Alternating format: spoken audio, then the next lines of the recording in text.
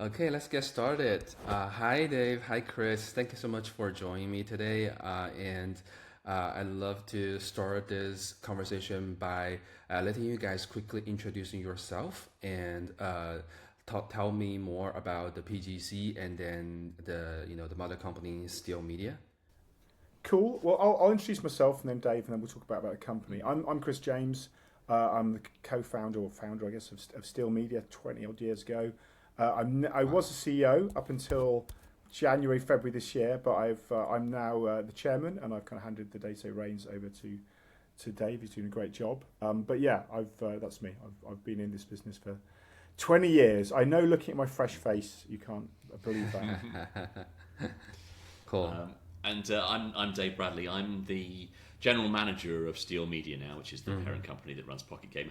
I've actually been with the company for 10 years now. So before this, I was the COO for a while. Actually, I should say that I've known Chris for almost 30 years. We go way back. We were both former journalists back in the old days. But I watched from afar as Chris and the team founded Pocket Gamer, and then I was very excited to join the company 10 years ago. So yeah, that's exciting. I have a very small anecdote of that. Actually, myself and Dave had the idea of Pocket Gamer many years before it ever happened, and we actually registered a domain and we could do stuff, and Dave owned the domain at one point, I think, and then we didn't quite get it done, and we went on with our careers and finally got rid of it. So I was delighted we could get him back because he's brilliant. But yeah, it was that's exactly, things have gone full circle. We saw the opportunities of mobile, I guess, which back in the day, if you think about when Chris and I were first talking about this, was very rudimentary, and in fact really was kind of often talking about handheld devices like Game Boys and things, but also the old games that you get on a, like Snake on a Nokia or whatever.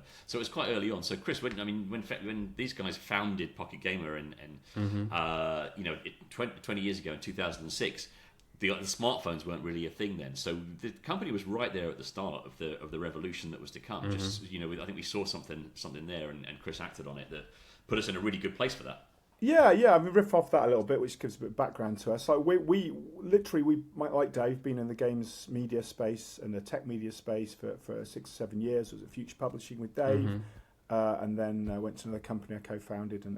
But I wanted to get back into games. It wasn't really a games company I was looking after that, and we saw the opportunity in the mobile, but also the handheld devices. You had Game Boy Advance, you had Nintendo DS just coming out, PSP, Yes. Sony. And they were having some great games, big following, but weren't really getting much respect or love from the regular games media. People really looked down on that space, and especially mobile. Why are you making games on a mobile phone? It'll never work. So we set out to kind of give it a bit of respect. When got some people together, I thought let's have a run at this. It's an opportunity for us. We could have just done a regular games console PC like everybody else. A lot of my team were from Edge publication. There's like 4 of the Edge people in the founding 6. But we decided to do something different. We founded PocketGame.com. That we started working in 2005, launched 2006.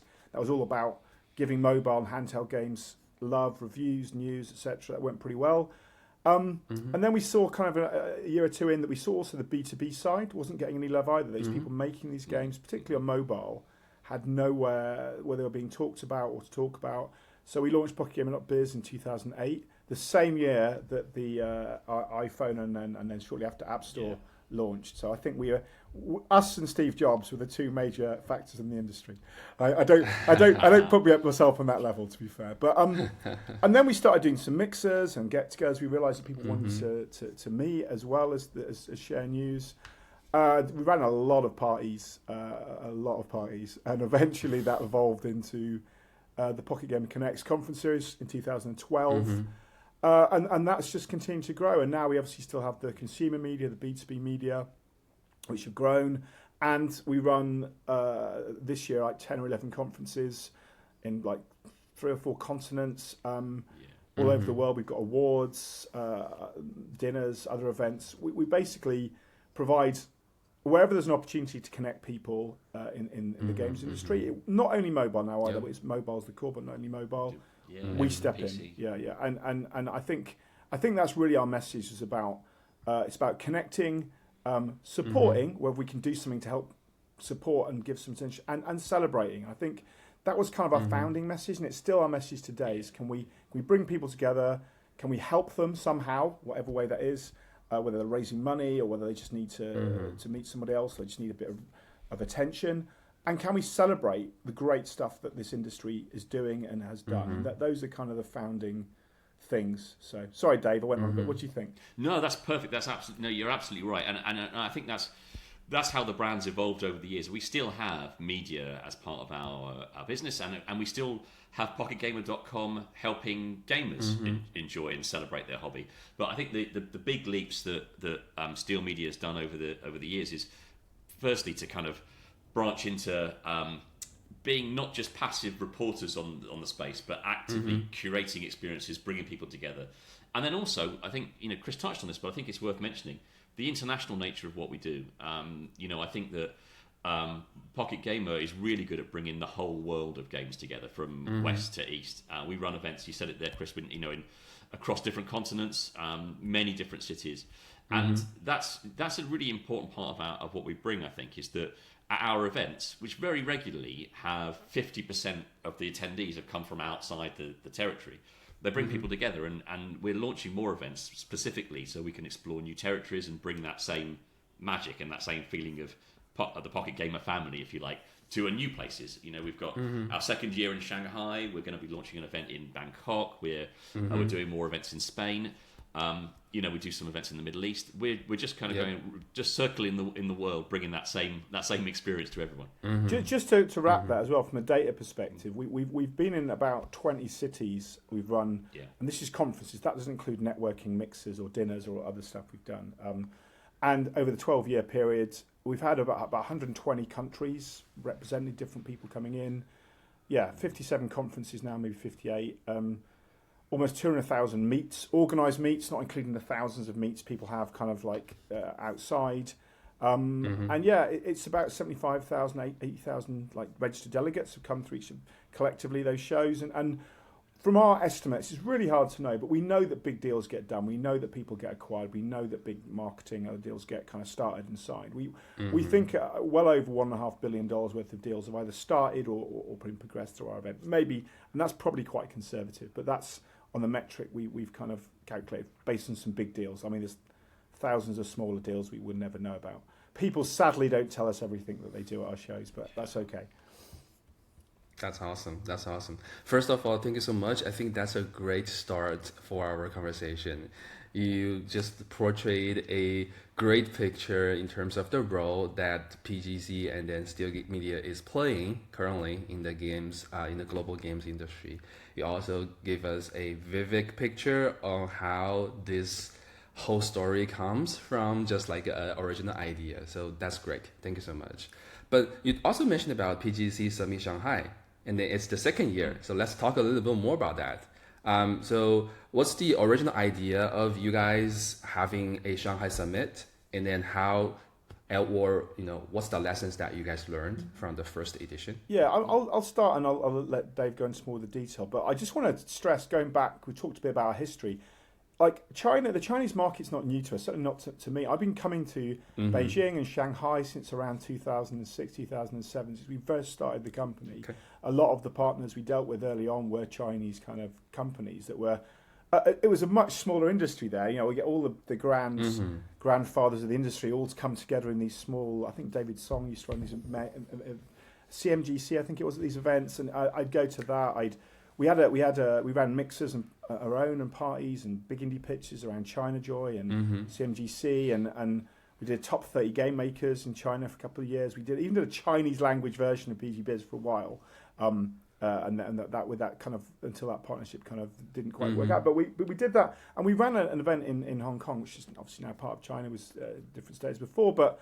We had in 2018 intended to do a lot more. We had a couple of employees out in that area in the region, and intended to launch more events in China and across Asia. And then obviously, unfortunately, kind of the COVID situation came along, and a lot of that, a lot of our international aspirations were put on hold for a few years. So it's taken us a while to build back up, but we're now trying to fulfill that mission. And the Shanghai event is kind of the first step of that, and we're fortunate enough to work with our partners, My Games, who are a Chinese/European publisher who we've known for many years, who also ran the IMGA China and a few other initiatives, and we've kind of created this event where it was aimed to be kind of, the aim of it is really to be a China Joy is great. I mean, the Chinese market is vast. China Joy is great, but it is slightly mad.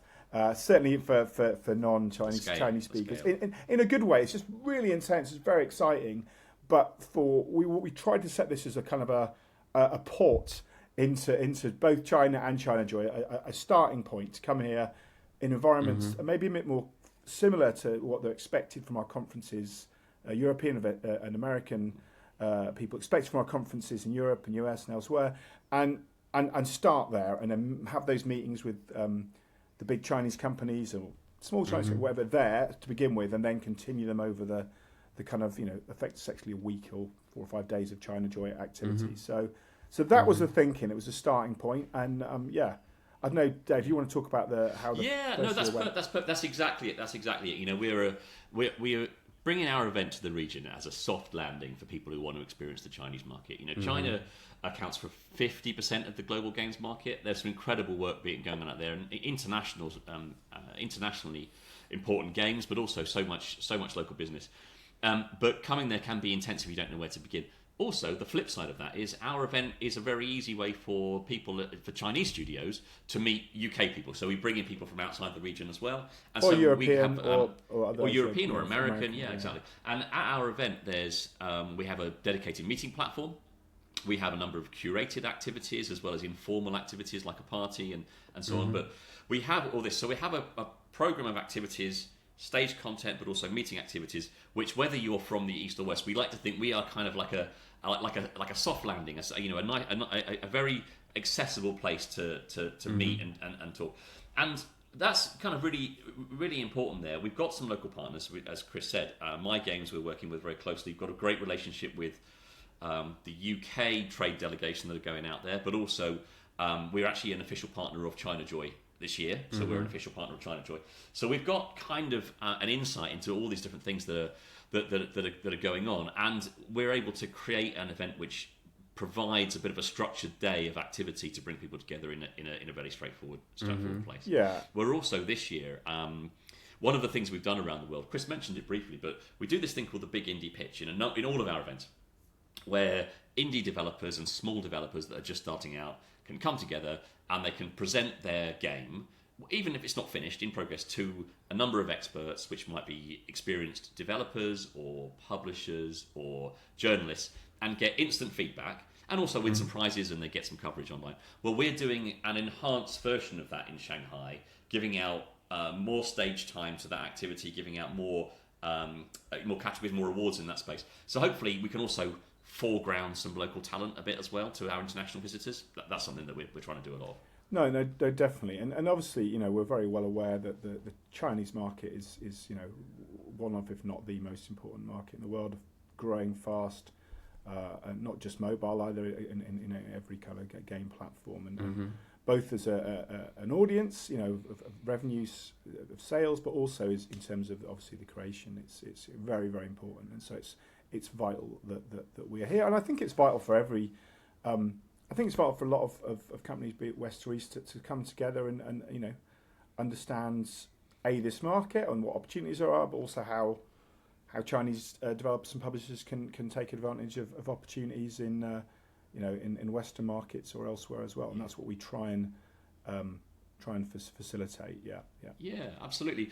One of our, I think, skills in all of our events is bringing people together and kind of making connections possible. That's why the event is named what it is.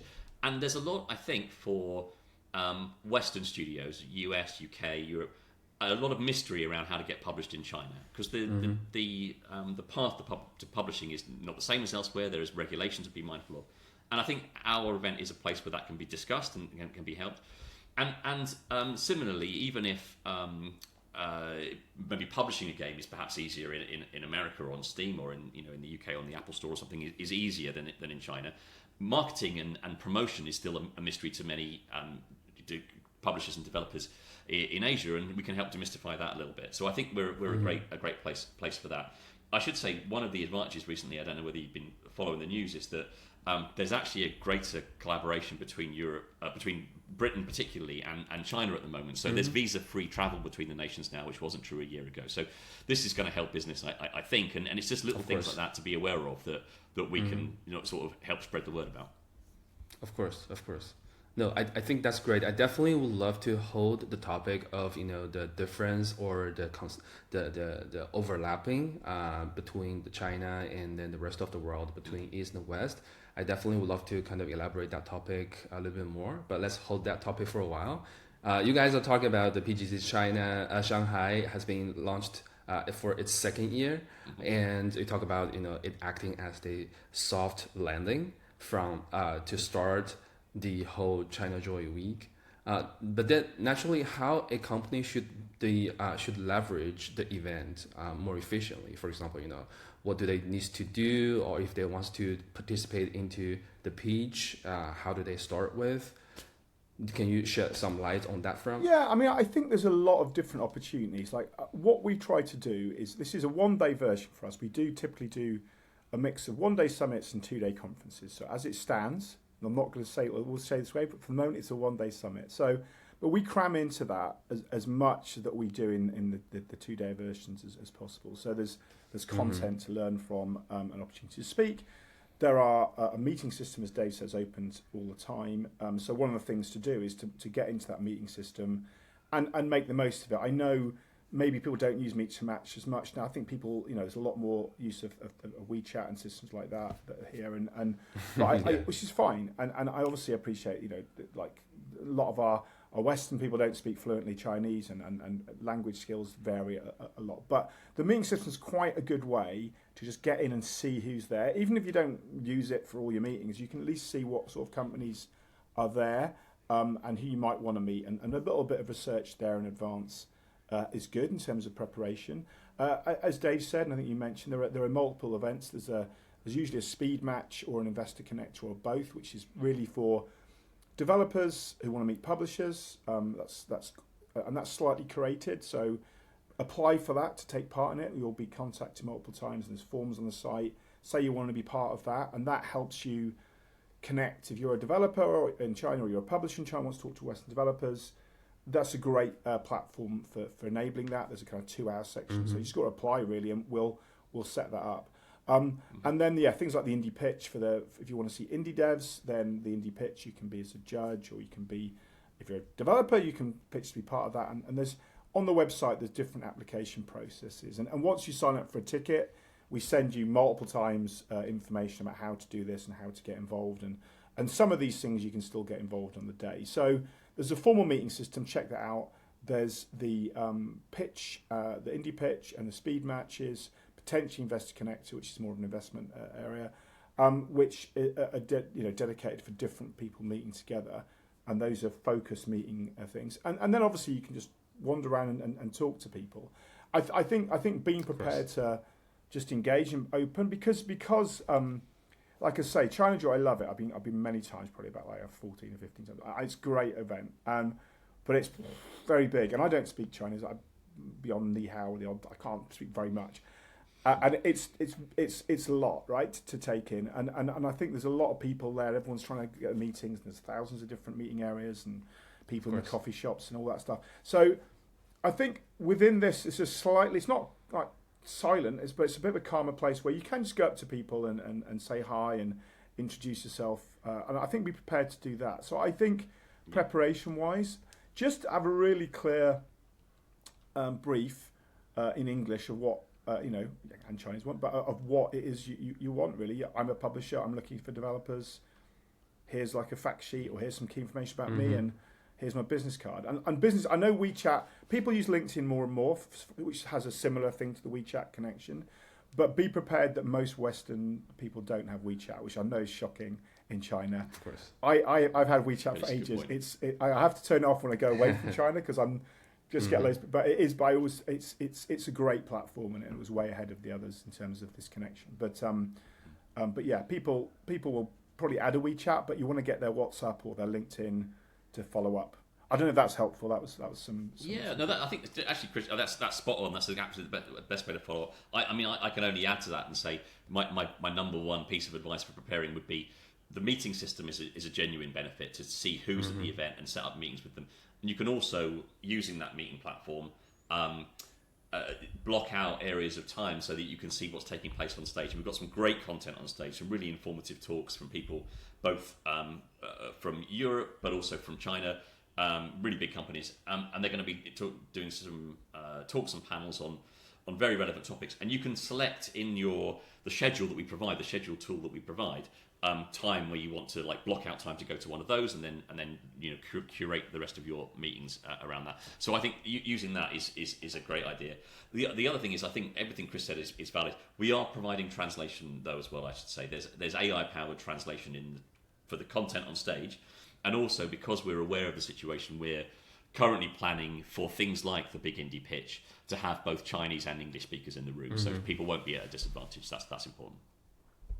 No, I think that all makes sense. I think especially for the PGC Shanghai, it's a very special event that kind of connecting the East and West.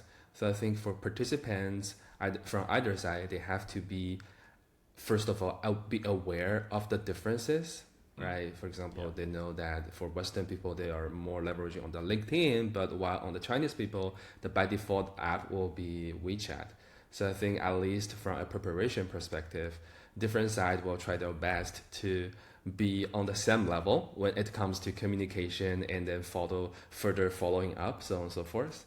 And then the language is definitely one barrier that each side needs to kind of overcome with. But I do believe that nowadays more and more folks from China at least are getting better for their oral communication in English.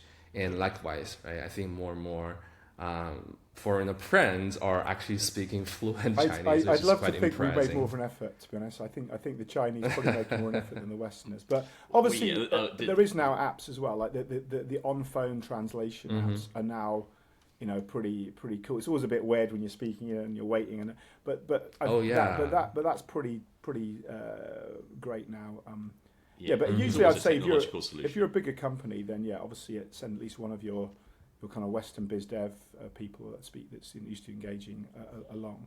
But we're very lucky as well, of course, that we do have our Chinese partners. So the event is partly put together with the help of My Games, and My Games CEO is and founder is Chinese, and so we have resource there. So during the planning phases of this and talking to our various clients and attendees and things, we have the opportunity to do things in Chinese. We have Chinese language content on our site that's provided by our partners and things. So I think this is all important, but absolutely it's preparing for those conversations and cultural expectations in the different languages is important. Great.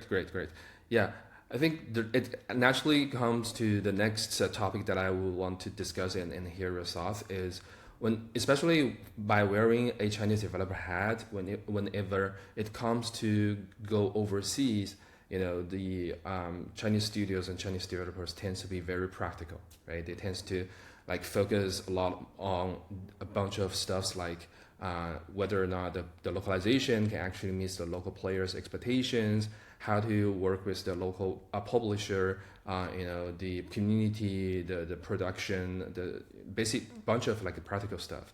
But I think, to start with collaborating with a overseas partner or just literally just starting a conversation, I think one thing is kind of missing its importance is basically how to establish trust. In the most efficient way. I think the events like China Joy in general or the PGC Shanghai is a great place for people to conduct business, to talk about the potential possibilities.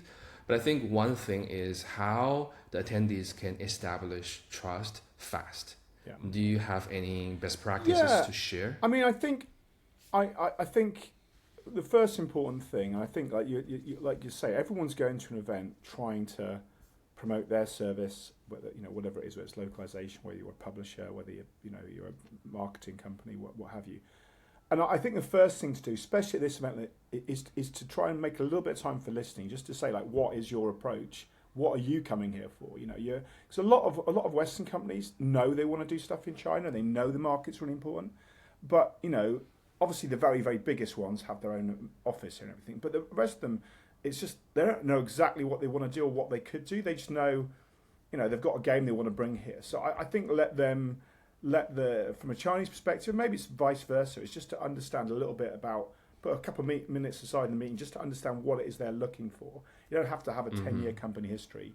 I think generally, I find those company history in little presentations really kind of pointless. The only thing that matters is experience. It's like, well, we're a Chinese publisher, say, we've already worked with one partner from the West, and it's gone pretty well. That's all you need to say. You don't need to say we've got 1,000 staff, we've been going for 20 years. It's kind of irrelevant. It's like, listen to what they want and say, here's our experience so far. Here's what we can offer you. We want to help you kind of come here.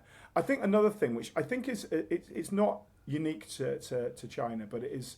I think our friends here in America are similar.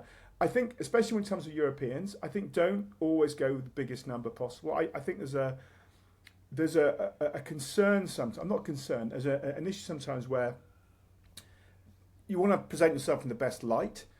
And you might go, yes, it's big, and we've got billion, and that kind of sometimes comes across that the overpromise kind of doesn't help the trust thing. If you go, yeah, we're the biggest, don't say this is our Facebook. I'm the biggest Chinese games publisher, unless you are, because if you say that, and then I used to come to China, I had the same thing. I meet 5 companies, and they'd all say they were the number one, and I go, fine, and maybe, but like it's the same. I'm not saying Europeans or Americans are at all immune from this, but I think if you just go, this is what we do, and this is the sort of success we've had, you don't need to, I know it's a very competitive market here, but you don't need to be like absolutely smashing it, absolutely number one, we've got this many. Gotcha. Just be a little bit more, don't downplay it necessarily, but just be a bit more, okay, well, we've had success here, be a bit kind of softer and a bit less, I think is a tip. And again, I'm not saying that is like a fault. People want to be enthusiastic. They want to put their best foot forward. But I think that from a trust perspective, especially from Europe and maybe to States to a point, there's a little bit about kind of under promising and over delivering is much better always. If you can go, oh, we think we can do a good job for you here, and then you come back and smash it, you've got a client for life there. Like if you go, you're going to be the biggest game in China, and then predictably, because it's quite hard to do that, it doesn't happen, then you've not helped yourself. That's probably quite basic, I think. So, but no, that's yeah. I was going to say, I think that's a really interesting point. I'd actually like to just add something that's a little bit of fun to the end of that I think answers your question, Bo. But just before that, I think I'm just going to agree with Chris. Sometimes those kind of cultural differences in communication are important, and Chris raised a really good point, particularly in Europe, Northern Europeans, the British, the people from the Nordics and Scandinavia will tend to actually kind of be a little bit sort of downplay things a little bit more measured, and a little bit more reserved by nature, which means that sometimes the flip side of what Chris is saying, you might encounter somebody from Finland who says, "Oh yeah, my studio's doing okay." And it turns out they're $1 billion company. Yeah, so you also have to, you have to kind of sort of, and again, I think that's just a cultural way of expressing certain things. So something to be mindful of. What I will say just on that point about building trust, I think Bo, you raised a really interesting question there. It's important to, I think, everyone, to people from China, my understanding, Brits, Europeans, Americans, having a relationship is the first start on the road to doing good business.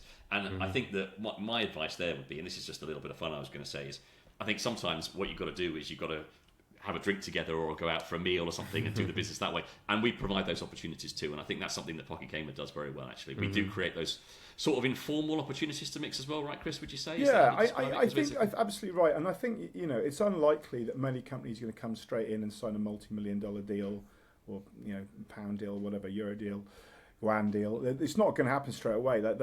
So I think it's about sharing what you can offer, not over promising that, but also listening, as I said before, to what it is they really want to do, and then not over promising. And I kind of think then after that you go, oh, that's interesting. Well, maybe we can help you with that. Let's go and have a drink and have a chat. And the food is obviously absolutely outstanding in Shanghai and all across China. And the people do like going out and having fun. It's not there'll be a lot of parties and things. I think just don't have to spend all the week with one person, but just build that kind of that that's how a relationship, like Dave says, we like to do business with people we like and know and trust. So if you've got a like a sort of, what's the word? I've lost my word now. But if you've got a history of doing a thing and you've got some a track record, you can just go, well, we did this. Yeah. That's great. That's the business credentials done. And I think your game is really good, and maybe we could do this. We could help with this. And then let's go and chat about it over a beer is fine. I think as well, keep it simple and don't try and offer too much. I'm very guilty of going, oh, you want to come to our event? Here's 20 options. And really what people want to go is, well, I kind of want to talk, or I want a booth, or whatever. And you just try and drill it down to the 2 or 3 things that you think you'd be able to work together on, and then follow up quite quickly afterwards with, we spoke about this, we spoke about these things, and we can provide more detail. Was this right? This is what I took from a meeting. We can send you some more information about these, and that, I think quick follow-ups are good. We're all guilty of it at conferences where you have 20 meetings or 50 meetings, and then you're all shattered and you get a long flight home or whatever, and then you suddenly got these business cards and you're trying to wade through them. And so, but a little quick follow-up email is something I'm trying to do much more. Just say, it was great talking to you today. We spoke about these things. Is there anything I missed? And I'll follow up with a longer mail afterwards. I think that's sort of, or you can do it via a messaging app. It doesn't have to be via an email. I'm old school, so. But yeah, I don't know if that's helpful. I think one thing I would say, and I don't think this is an easy thing to kind of get beyond, and I don't think it's fair either, but I think there is also a bit of a fearfulness that maybe they're going to come with their game and a Chinese developer will get the code and then there'll suddenly be a duplicate version, and that's certainly not limited to that's everyone's making copies of everything really rapidly now. So I think there's probably a little bit of nervousness there about oversharing on that first meeting, so be prepared to accept that, but once you get to know someone and you have that, the basis of a relationship there, it will flow more freely. So I don't know. Is that helpful? I don't know. No, I think that's very helpful. So what I heard just now is a bunch of keywords. So first of all, participating into the events like PGC or PGC Shanghai is definitely the right way to do, right? Because on that situation, people are more willing to listen, more willing to cooperate, more willing to exchange thoughts. Comparing with you as a Chinese developer, you have to manually go outside and then kind of knocking the door one by one. I think by participating in such event is definitely a great start, and then be much more efficient. But you and Dev also mentioned about preparing everything well, but also to respect and understand the cultural nuance and cultural differences. A lot of times, what I believe, by wearing a Chinese developer hat myself, is that people tend to do this type of approach by over-promising or talking too much, is because they have been leveraging on the quote-unquote best practices they have been following previously in different settings, different cultures, different group of people. Now, suddenly they realize that, the same approach may not be that effective in this international settings. Then they has to add more colors in terms of understanding, again, the cultural nuance, cultural differences, and then kind of pivot the approach to adjust the situation. Yeah. I think that's one of the most important takeaway that I learned from your sharing. Nailed it, absolutely nailed it. Yeah. So it's just a bit of a slower play. I can understand. I don't work in the Chinese game, but I know it's a very competitive space. There's very fast moving, and not that Western games is not fast moving, but this relationship bit, it's gonna, it doesn't have to take months or years or anything, but you just have to start a little bit slower. It's like you're meeting someone on a first date, right? You don't go, hey, we're going to get married and buy a house. You kind of go, let's go and have dinner and get to know each other. And I think that's the kind of I don't know, maybe it does work differently in China, but I'm assuming that's not how it works. No, that makes total sense to me. Cool. Yeah. And then I think, for you guys who have been in the gaming industry for 2 decades, 3 decades, and then for a bunch, you guys are literally everywhere, right? I think you just had a great Barcelona PGC Summit. Yeah. I do wanted to touch base a little bit more on that regarding the global games market, especially global mobile gaming industry that you have been, observing and then been witnessing for so many long time. I think today the PGC and Pocket Gamer has been, like I said, in many years in the industry and then observing so many things. What has changed most in the global gaming market recently? Yeah, from your perspective. I think. Sorry, Dave, I'm taking all these questions, leaving the others.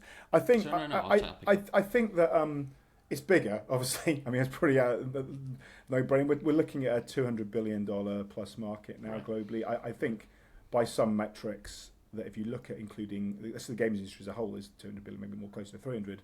Mobile's well over 100 billion, and again I think probably a lot more than that if you started properly adding all the things in. A lot has changed. Obviously, the prevalence of Asia and China, the biggest part of that is a change. That's America and Europe still big markets, but the I'd say the momentum feels more here now, and that's something in the last few years. I think the Chinese market has really expanded quickly. Also, very exciting stuff happening in kind of Vietnam. Japan, it does the same thing. Korea, the whole Southeast Asia. There's a lot going on. Even India and it is expanding its own way. So I think that's a change to me. More and more is here, which is great. Not that the rest of the market doesn't matter, but it does. But this is still there. Marketing UA changed massively, of course. Yeah. IDFA going and Apple and Google making various changes, made life harder. Like you could market. I know it's slightly different again in terms of the app stores prevalence in China to the rest of the world, but in Europe and the US, that is much harder and less predictable than it used to be. So, and costs of app loving's dominance as well of the advertising space means that budgets have gone up a lot, and that's kind of led into the other big thing, which is kind of consolidation. Like you have still have a lot of players, but it's more about a fewer concentration of big players that are buying up others. I mean, obviously, many of them are Chinese as well, but and it's very hard for smaller companies to get traction. I think this is a problem the industry's got to face because it's not healthy and it doesn't long term. It will bite itself because players will get bored and they need to get out. You need innovation, and I think one of the problems we've got right now, which I think Apple and Google, I'm prepared to call them out, have not helped with really. They used to help a lot with this, with discovery, and mainly they haven't recently. They've basically promoted the games that make them the most money. So I think, and maybe they're less relevant than they used to be with all the other forms, but I think it's fewer and fewer games by probably fewer and fewer companies that are dominating the charts and making the serious money. So more money's being made, but it's more concentrated. So I think that's a big trend. But D2C might change that a bit. D2C web stores is a big new thing. So where in the West again, where you're kind of circumventing the Apple and Google, not just for the revenue share, but also so you have that direct relationship with your customer. So those are kind of marketing changes. There's obviously AI. I'm going to let Dave talk about AI because Dave is our AI man. And there's lots of changes happen. But I think that move, geographically there's a shift. I think the way we market games, the speed of production and the evolution, and the lack of new companies and new games, I think is a problem. I don't think it's a problem that Honor of Kings and Clash of Clans and and Candy Crush and are big still, but it's a problem that they're so big for so long and they kind of choke the oxygen from other games. Obviously they all evolve, but it's a bit like if you had the music charts, which I guess Spotify you probably do, and you couldn't have any new music because everyone's still listening to Elvis and the Beatles, and nobody ever listens to anything recent because these are the only ones in the charts. So those are some trends. I don't know, Dave. No, that's spot on. I think no, you absolutely nailed a couple of the really important ones there. I mean, generally, you finding users has become really hard, and it's not just exactly as Chris was saying there, competition from older games. The market's mature now, but there's also maturity in other forms of entertainment. Games are having to compete with social media on their phones, with 1,000 different streaming services. I mean, entertainment, we've never had so much choice for entertainment. Both in the East and West, there's just so many ways to consume entertainment, and everything's being squeezed a little bit. And so people are making a choice every time they pick up their phone, whether to play a game or to look at TikTok or whatever else it is. And this is having an impact on the overall amount of time. So that's an important global change, I think, which means that promoting games has become harder than ever. And Chris nailed it there. I think the other thing exactly, the direct-to-consumer approach rather than going through, as that's changed, storefronts and things is important. I will say that the other thing we're seeing, a couple of other trends, I think, at the moment that are in every conversation are, AI is basically, it's one of our most requested topics at our conference. it's a thing that divides people, because many gamers have a natural reaction against things that they think are generated by AI. They'd rather have something that's handcrafted. But every developer that I know is using AI in some form behind the scenes, whether it's for coding or whatever. And AI does have the potential to not only speed up production and to give us efficiencies and so on, but also to offer new ways of playing games as well, which I'm really interested in personally, about what new technology opens up there. So AI is definitely a trend, and as in terms of just how the market's changed, we forget, because it's attracting so much investment, that the modern form of generative AI really only began in about 2017, and there's been procedural generation since before that, but a lot of what people are doing now in terms of these large language models for coding and things is very, very new, and so it's changed the landscape in the last 5 years, what it is that people talk about at our events, where the money's going, and I think that's an interesting thing. So you'll always find at our events a track about AI, because we try and keep that in there. But yeah, I think Chris nailed the other topics there. User acquisition is the thing that just bothers people. I've got two other points. One thing I'd say about AI is it is coding, but it's marketing and UA particularly. Right. It's very aggressive. People are creating, hundreds of thousands of creatives, of video ads, of playables, and I think it's also led to the speed of iteration and the speed of I guess, for want of a better word, copying is just incredibly rapid now, and the number of games. And I think in terms of that speed, China is, I think other places, Turkey, are getting very fast at their iteration, but I think that the Chinese market, not just through AI, but through the volumes of teams involved and the way they approach it, has led the way there, and it's kind of hard to compete with. I think a couple of things I would throw in. I think it's kind of mobile, it's kind of everything. There's a whole move to this gaming everywhere, so everything's becoming a games platform. The newspaper's got games in it now. You've got Discord, obviously, sort of WeChat minis. There's YouTube that's getting games in it. TikTok's getting games in it. And the mobile games kind of have an advantage there. You can play console quality AAA games on browsers and stuff, and that's also coming. But obviously, it's quicker to get these games on smart TVs all over the place, and that's. It's this broader trend of just everything becoming a games platform, which I don't know if it's good or bad, or it's a saturation, but it's interesting, and maybe that helps with some of the discovery opportunities or different monetization opportunities. I think the other thing that I would say is the way that the other media is trying to take advantage of games. Like if you look at in the biggest, Hollywood had a big superhero thing for ages. Games brands now, film and TV, are the new superheroes, right? There's 50 projects. Super Mario did incredibly well.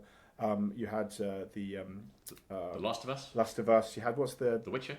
Yeah, Witcher. There was the bunker one. I can't remember. Fallout, a TV show. Sonic's done well. There's a Zelda game coming. There's about 40 or 50 animations like Castlevania. Yeah, and I'm sure I'm sure that it's the same with kind of Chinese domestic brands. I'm sure there's kind of. I know Supercell working various things. I'm sure there's Honor of Kings. I'm sure there's a Miho. It probably already exists. It's probably don't hit TV shows, TV screens where I am. But this whole thing of transmedia, of brands that are built within games and then going to other places is definitely a trend. And I think mobile should be one of the biggest parts of this, because we have the scale of audience that a film company would love to see, right? If you've got sort of billions of people playing your games, great, get out there. I don't know whether there'll be a Candy Crush game. And the final thing is UGC, which obviously via Roblox particularly, but not exclusively, has a strong mobile element. Like the scale of Roblox, I know there's other platforms as well, and obviously Unreal are doing it, and there's other bespoke ones. But the UGC, I showed a presentation recently where it showed the average monthly hours of engagement. I don't know if this is US only or it might be, but anyway, it might be in a Western market. But there's like Roblox going up like this, and then there's Netflix here, and there's not a lot of a gap between them. Now Netflix, biggest TV streaming thing, and it's huge, and Roblox is getting up towards competing with that, and individual games are UGC kind of games are competing with regular games or professionally made. Not these aren't professionally made, but it's an interesting thing. Again, whether it's an opportunity, whether it's a problem, whether it's I don't know, but it just shows that the games as a whole are growing, and a lot of that, as I say, is on mobile, a lot of that is on the mobile platform because Roblox's biggest audience is on mobile and others as well. So yeah, so I could talk for ages about trends. It's a thing that's absolutely fascinating. That's cool. Yeah, but I'll let you ask more questions. Otherwise, it's just Chris talking. I don't want to do that. Oh no, I think that's great. That's great. And then to what I mentioned to add is LinkedIn is also having games right now. Yeah, it is. Right? Correct. So I think exactly. I think I totally agree that attention is all you need. Currently, basically every single thing is trying to attract people and then trying to grasp their time, their limited time. Oh no, yeah, I think this is great. You guys mentioned so many things about the training, the keyword, the opportunities that you saw. But how about the regional differences? Because for example, for the past several GDCs, people are exchanging their thoughts. The overall sentiment is kind of on the negative side, right? There are so many layoffs, so many AAA games shutting down. How do you feel and think of Chinese gaming market and mobile gaming market among those backgrounds? Yeah, I mean, I can go that. I mean, obviously, it's a big market. It's the biggest, and you've got a lot of different companies. You've got the Goliaths like Tencent, and NetEase's been around for a long time. Tendra's and lots of things. Then they've got people like Century and Microphone, Hungary, and Game Science. There's loads of and MiHoYo with companies that have grown really comparatively quickly. So I think there's a lot of big important companies that also own lots of or have invested in lots of Western studios. It was interesting. I saw this week that Tencent are looking to divest from Japan, which I know that's real, but I read the story, so that's an interesting one. There's maybe be less investment elsewhere. I don't know. How do I see the market? I think, trend-wise, obviously, as I said before at the start, China is growth at the moment. I think AAA is something. AAA is going through its own moment, and I think the American games industry particularly. If you look at all these layoffs, it is concentrated more than anywhere in the States. The salaries, the bloat of these games, not that these people aren't super talented or whatever, has got bigger and bigger, and it's kind of in itself. It's got to this point where it's just the cost of these games is so much that they're anything other than an absolute smash, then they've gone. And they've gone through a period where a lot of AAA games have failed, and so people are taking less risks there. So I think AAA console is in its own problem at the moment. I don't know if that applies to mobile in the same way because it's just a different mechanics for engaging people, etc. But yeah, I think AAA is having its own balance. And obviously, the China has started to prove. China historically was a mobile kind of first market, from my experience. There were people playing games on PCs console, but now also some big games like Black Myth and others coming. They are proving able to make anything, which is great. I mean, it's but the proper console games. I don't think that's going to go away. It's going to be really interesting on that market how GTA does, because like if GTA falls short of expectations, like the panic you've seen so far will be nothing. It'll be like that will be wow. This is the standard bearer for Western AAA games. But against that, I think there's big growth in indies. Like you look at some of the smash successes and Obscura, Peak. I don't know. There's loads of really successful games. I can't even remember all the indie games, but that have done Boatro, done really well. And I think games as a whole is growing. Where does China fit? I mean, China's in a great position at the moment. It's able to produce multiple different games. It's been very progressive in its investments elsewhere and keeping kind of fingers in lots of different international pies. I don't know enough about the domestic market really of sales and where the opportunities and the problems are within mainland China. But I think it's in an interesting position. I mean, you look also at places like Vietnam growing, really fast from their kind of hyper casual market, which is similar a bit to what's happening in Turkey. You see these kind of centres where you have a few success stories, maybe it's outsourcing to begin with, and then it spins up into investments locally, and everybody wants to be part of it. And I think those are exciting spaces. I think there'll be other places across there, maybe Indonesia or around that area which will spin up, or Thailand as well, as some of that talent kind of and know-how sort of spreads across the region. So I think I'm very bullish on Southeast Asia as a region. I mean, and I think Europe and US will continue to be important markets making great games. But I think that I'd say that, in the indie space especially, I think we've got some incredible kind of creativity and content. But I think in terms of in the AAA space, we've got a lot of experience and some big brands. But I think China feels like it has the momentum at the moment. I don't know if that answers your question. Sorry, I tried to answer 3 questions at once. What do you think, Dave? It was a great answer. Actually, it was a great answer, Chris. I want to just throw something in there because just to put a little texture on the differences between the Chinese market and maybe the American or European market. And you mentioned this earlier, Chris, but just sort of draw those threads together, which is about the platforms in China. So in the West, for mobile, the iPhone dominates. Android phones are out there as a platform, but the Google Play itself, there's really only 2 app stores to speak of. There's others 2 app stores. There's Epic Games Store, there's Samsung Store, Huawei still there. Well, even there, we would struggle to list 10.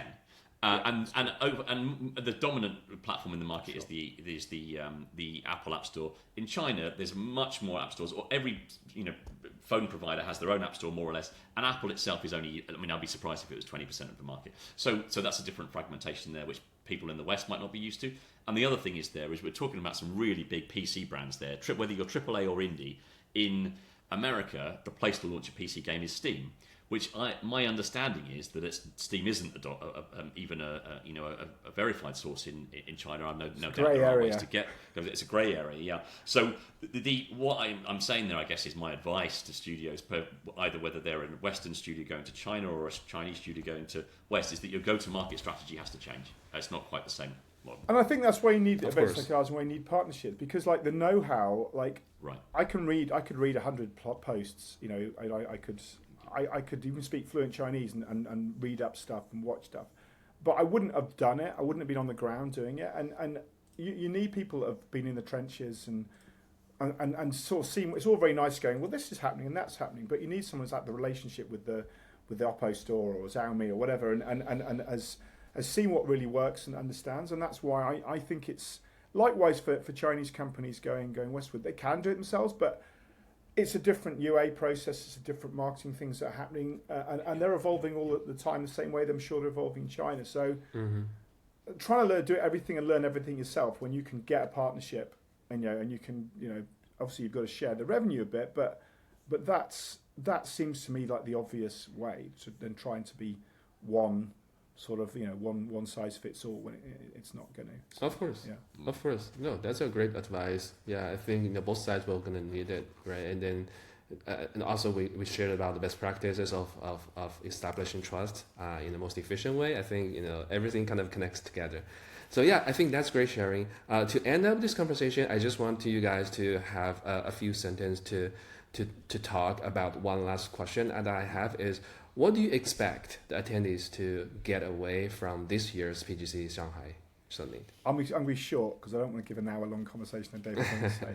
For me, it's about just connections. I want them to come away with making, that might be 100, but 5 or 6 really good connections. Maybe they've met 50, 100 people, but like that's going to lead to a business opportunity. Ultimately, we want people to, if people are successful in business and they meet people at our shows that are useful, they come back to our shows. So that's what I want. I'm not doing this just for fun. I want to help the industry.